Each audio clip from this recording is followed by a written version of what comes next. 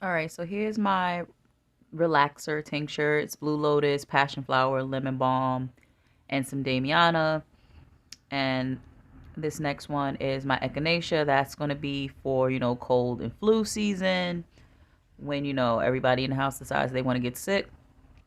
And I got my sarsaparilla. That's going to be my iron one because I am always cold. Here we got some colt's foot. This is going to be a cough medicine. Pretty much, when anybody gets a little itch in their throat and I had some left over, so I put in this tiny jar. I had some feverfew that I wanted to try for, my headaches. And this is the echinacea I made in my herbal class, so I'm going to put that with the other echinacea. And this is my hawthorn and then my leftover sarsaparilla as well. So I put that with my other sarsaparilla. All right, and here I have all my bottles. I got these bottles from Amazon. I think it was a pack of 20. These are 2-ounce bottles, and they came with funnels as well. You want to use dark amber bottles for your tinctures to make sure they stay well. And then I boiled everything just to sanitize them. So I just put everything in a pot of boiling water and then put them on the paper towels to dry. So I was trying to use the tea bags to filter and strain the herbs, but you guys will see that didn't work. Okay, so here is my colt's foot, and you can see that I have gloves on.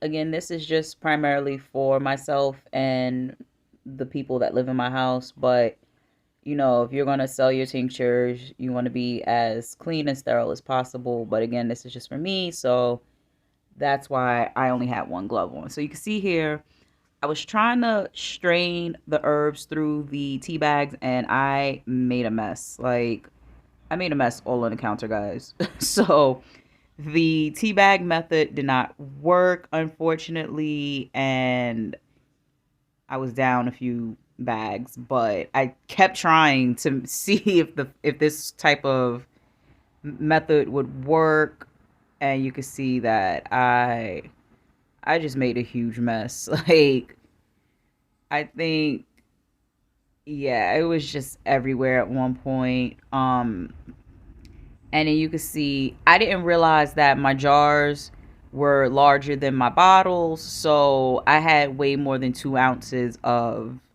pretty much everything I made except the hawthorn and I think the feverfew.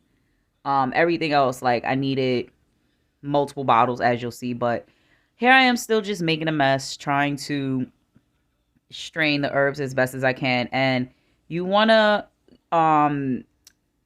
not throw your herbs out. Granted, you can't really use them again because they've been soaking in alcohol for the better half of a month and a half.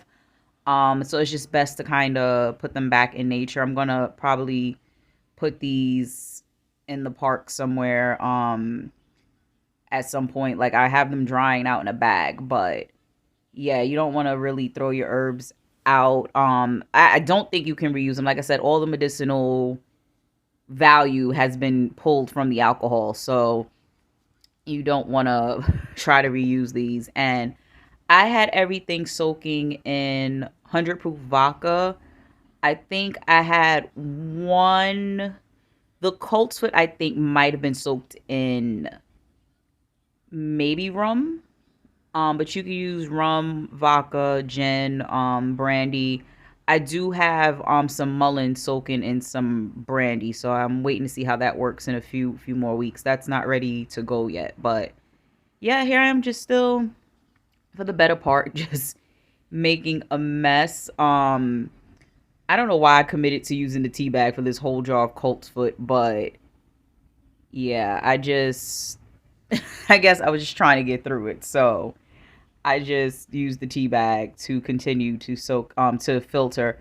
But you can see for the most part, I did get most of the tincture itself out and just made sure I squeezed whatever I can. You don't want to leave any liquid in the herbs because that is essentially your medicine. That is going to be your medicine, so you don't want to leave it behind.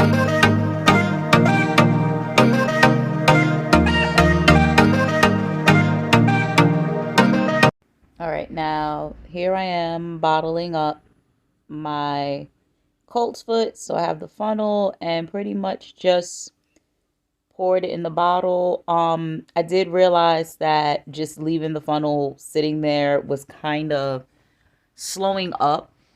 I'm not entirely sure why, but it was going down really slow at one point, so I had to keep taking the funnel in and out, I guess, to give it airflow. But it it slowly but surely started to work, and I just kept going till it was.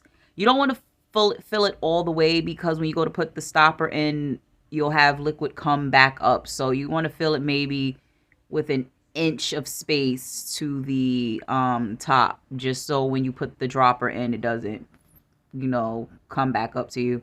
So here was my hawthorn tincture, and I'll leave a description of each herb in the description bar. And again, all my herbs in this video came from Remedy's Herb Shop. That is my happy place. Well, one of my like 3 happy places in the world.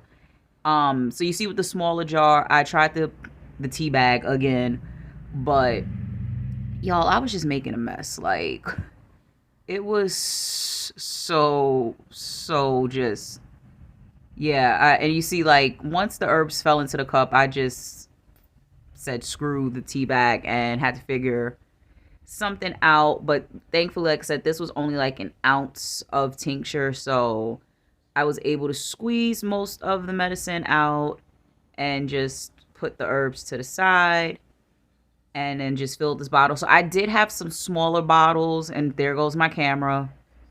I'm a mess, y'all.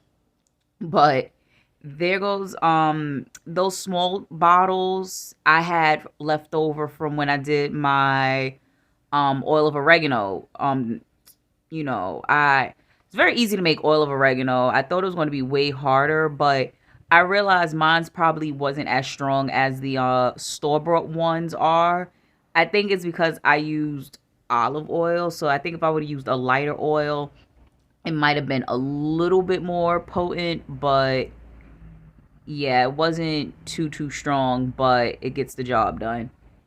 And then next, just balling up my blue lotus. So pretty much, okay, so I finally had got rid of the tea bags, and I realized, I was like, oh, I have cheesecloth in the cabinet. So the cheesecloth actually made the straining process way more easier, y'all. Like, I don't know why I didn't just think to use my cheesecloth from the jump. But you see, that made the process go by way easier. I just put it on the top of the mason jar, and everything strained right into the jar, and I was able to put the herbs right in the cheesecloth and able to strain it and squeeze everything out.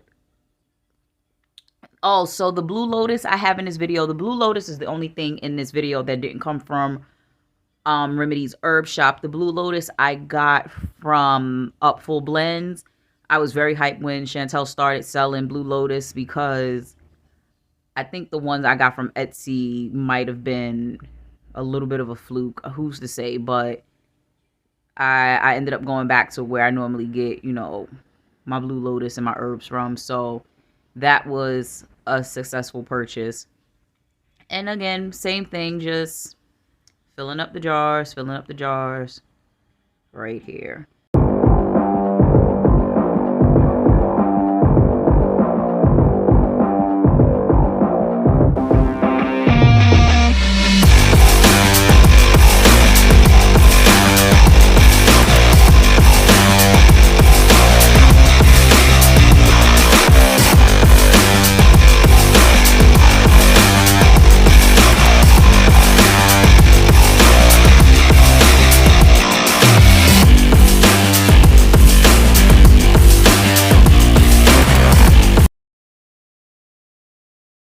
And here are the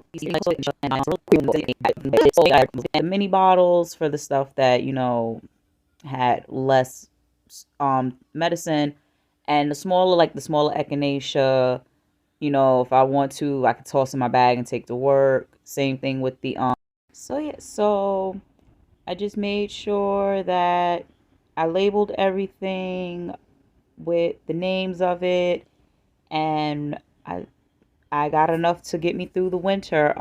Alcohol tinctures, they last a really long time, y'all. So don't worry if you have a lot. They do last a long time, but stay healthy, prepare for the winter.